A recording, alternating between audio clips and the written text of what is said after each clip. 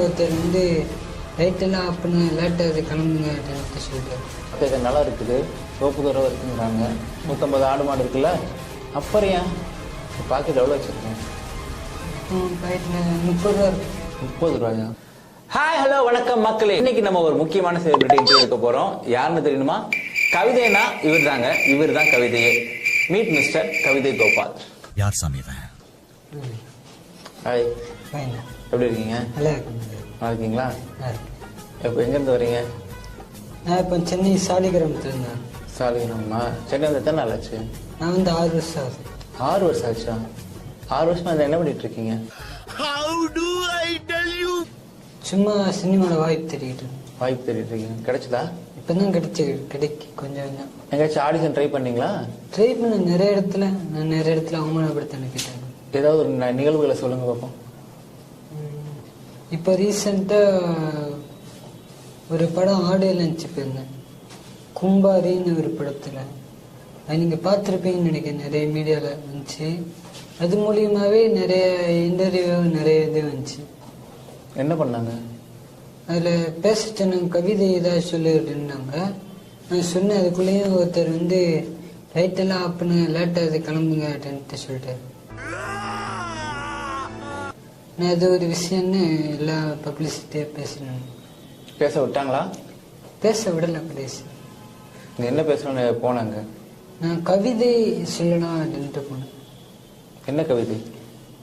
நீ என்பது ஓர் எழுத்து, நான் என்பது 2 எழுத்து, நம்மால் ஒரு நட்பு 3 எழுத்து, நட்பால் ஒரு நன்மை 4 எழுத்து. இதுதான் இந்த இளைஞர்களின் உயிரெழுத்து உயிரெழுத்து உயிரெழுத்து. கவிதை ரொம்ப பிடிக்கும். என்னை பத்தி ஒரு கவிதை சொல்ல முடியுமா? இது என்ன பிரமாதம்? இது விட பெசலைட் ஒண்ணு இருக்கு. உங்க பேரு? விக்னேஷ். விக்னேஷ். இந்த கவிதை நீங்க ஏற்கனவே கேட்டிருப்பீங்க, இருந்தாலும் உங்க பேருக்கு அந்த கவிதை திருப்பி சொல்றேன்.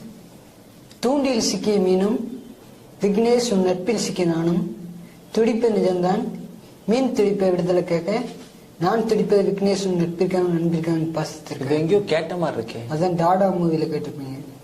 ஆமா, அந்த அதுக்கு என்ன சம்பந்தம்? அதுல வந்தது என்னோட கவிதை தான். உன் கவிதையா? பேட்டன் ரைட்ஸ் வாங்கினியா? வாங்கியாச்சு. வாங்கி அவங்ககிட்ட 10,000 பணம் வாங்கியாச்சு. அப்படியா? வாங்கிட்டேன்.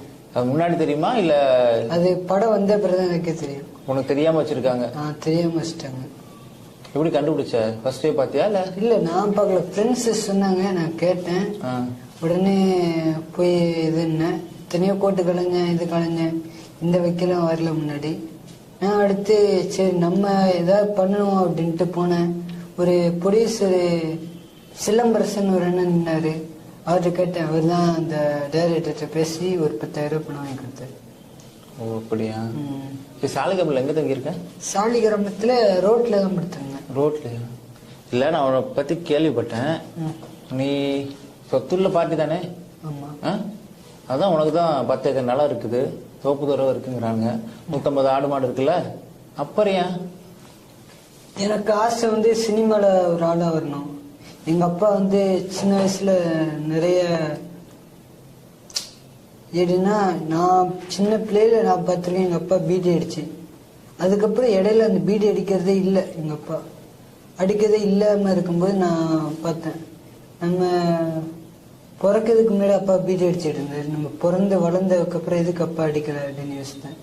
அப்பதான் எனக்கு தெரிஞ்சு தான் எப்படி இருக்கேன் அப்படிங்கிறது முக்கியம் கிடையாது, தான் புள்ள என்னை பார்த்தா வளரும் அப்படிங்கிறத எங்க அப்பா வந்து எனக்கு அறிவுறுத்தினாரு அப்படின்ட்டு நான் ஒரு சின்ன ஒரு இதை எடுத்துக்கிட்டேன். ஆனா இன்ன வரைக்கும் எனக்கு இந்த பழக்கம் கிடையாது. எங்க அப்பா போலதான் நானே இருக்கேன். ஏன் எதுக்காண்டி இப்படி ஒரு முடிவுன்னு கேட்டீங்கன்னா, அப்பா மாதிரிதான் புள்ள வளரும் அப்படின்னு தான் நிறைய சொல்லியிருப்பாங்க, கேள்விப்பட்டிருப்பீங்க, நிறைய சினிமாவில் கேட்டிருப்பீங்க. நானும் என் அப்பா போல வளரணும் அப்படின்னு ஆசைப்பட்டேன். அப்படி இருக்கையில எங்க அப்பா விவசாயம் பார்க்குற, உங்க அப்பா விவசாயம் தானே பார்க்க, நீயும் போய் விவசாயம் பார்க்கலான்னு கேட்டீங்கன்னா அதுல இருந்து எனக்கு எது கிடையாது. விவசாயத்துல நான் சினிமா நடிக்கணும், நான் ஒரு ஆள் ஆகணும், அதான் என் ஆசை. அதான். வீட்டுல இருந்து உங்களை கூப்பிடவே இல்லையா? ஏன் கூப்பிட்டாங்க, எங்க அப்பாவே வந்து என்னை கூட்டிட்டு போனாரு வீட்டுக்கு. நான் தான் வந்துட்டேன் அங்கிருந்து, ஓடி வந்துட்டேன். மறுபடியும் வந்து பாக்கலையா? மறுபடியும் வந்து பார்க்கல. அவனுக்கு கஷ்டமா இருக்காதா? கஷ்டம் இருக்கத்தான் செய்யும், யாருக்கும் கஷ்டம் இல்லை. கஷ்டம் இல்லாத மனுஷனே கிடையாது, எல்லாத்துக்கும் கஷ்டம் இருக்கத்தான் செய்யுது. இருந்தாலும் பொறுத்துட்டு இருக்கேன். சென்னை விட்டு சென்னைக்கு வந்து எத்தனை வருஷம் ஆச்சு? 6 வருஷம் ஆகுது. 6 வருஷம் பிளாட்ஃபார்ம் தானா? ஆமா, உண்மையா தானா? உண்மையாதான். இப்பதான் தர்மான்னு ஒரு அண்ணன் ரூம் கொடுத்துருக்காரு, அவர் கூட இருக்கேன். அப்படியா? ஆமா. சரி, பாக்கெட் எவ்வளவு வச்சிருக்கேன்? இப்போ பாக்கெட்ல 30 ரூபா இருக்கு. 30 ரூபாயா? ம். இன்னைக்கு செலவுக்கு மட்டுமா இல்ல இல்ல, இப்ப? இன்னைக்கு செலவுக்கு 30 ரூபா. இந்த மாதிரி இன்டர்வியூக்கு போனேன்னா அப்போ அவங்க கொடுக்கறத வச்சு அடுத்த செலவு பண்ணி அப்படியே பார்த்துக்குவேன் லைஃப். இப்போ 30 ரூபா பாக்கெட்ல இருக்கு. 30 ரூபா இருக்கு. அன்னைக்கு இன்டர்வியூ இல்ல, எதுவும் கிடைக்கல, என்ன பண்ணுங்க? ஃப்ரெண்ட்ஸ் யாராவது வரவங்க அவங்ககிட்ட கேட்பேன், டீ வாங்கி கொடுங்க சரின்னுட்டு வாங்கி கொடுப்பாங்க, நான் குடிச்சிட்டு இருப்பேன். அன்னைக்கு ஃபுல்லாக இந்த மாதிரி டீ குடிச்சிட்டு இருப்பேன். ம். அவங்க ஏதாவது சாப்பிட்றே அப்படின்னுட்டாங்கன்னா சாப்பிட்றேன், நான் வாங்கி கொடுத்தீங்கன்னா சாப்பிடுவேன் அப்படின்பேன். அவங்க வாங்கி கொடுத்தாங்கன்னா சாப்பிடுவேன். அந்த மாதிரி தான் என் லைஃப் இப்போதைக்கு ஓடிக்கிட்டு இருக்கு.